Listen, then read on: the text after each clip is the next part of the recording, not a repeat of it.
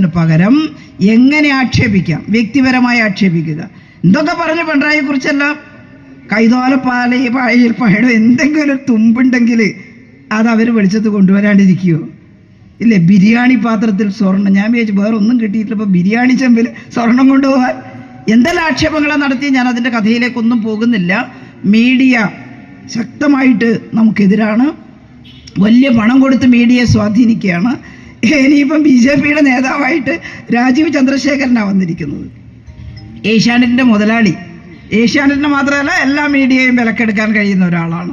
നല്ലോണം കാത്തിരുന്നു, പ്രതിരോധിക്കുകയല്ലാതെ ഒരു നിവൃത്തിയില്ല കേട്ടോ. അതുകൊണ്ട് നല്ല കമ്മ്യൂണിസ്റ്റ് ബോധത്തോടു കൂടി നവമാധ്യമങ്ങളെയെല്ലാം ശക്തിപ്പെടുത്തി നമ്മൾ തെറിവാക്കുകളോ തെറിപ്പാട്ടുകളോ ഒന്നും പാടാൻ പോണ്ട, യഥാർത്ഥ വസ്തുത ജനങ്ങളിൽ എത്തിക്കാൻ ഒരുമിച്ച് നിന്ന് ചെറുപ്പക്കാരുടെ ഇൻവെസ്റ്റ്മെൻറ്റ് മീറ്റും ഓൺടർപ്രണർഷിപ്പും ഒക്കെ വർദ്ധിപ്പിച്ച് തൊഴിൽ പരിശീലനമൊക്കെ കൊടുത്ത് നാട്ടിൽ അവരെ കൈപിടിച്ചുയർത്താൻ പിണറായി സർക്കാർ ചെയ്യുന്ന പരിശ്രമത്തിൻ്റെ കൂടെ നമുക്ക് നിൽക്കണം. പാർട്ടിയെ ശക്തമാക്കണം, പാർട്ടി സംഘടനകൾ ശക്തമാകണം. ഈ പാർട്ടിയുടെ ഭരണം ഇല്ലാതായാൽ അന്ന് കേരളം ഇന്ത്യയിലെ മറ്റ് സംസ്ഥാനങ്ങളെ പോലെ തകർന്നു വീഴും. എല്ലാ ജാതി കോമരങ്ങളും ഇളകും, എല്ലാ വർഗീയവാദികളും ഇവിടെ ഇളകും. ഈ സുസ്ഥിരതയും സമാധാനവും നിലനിർത്താൻ നമുക്ക് സാധിക്കണം.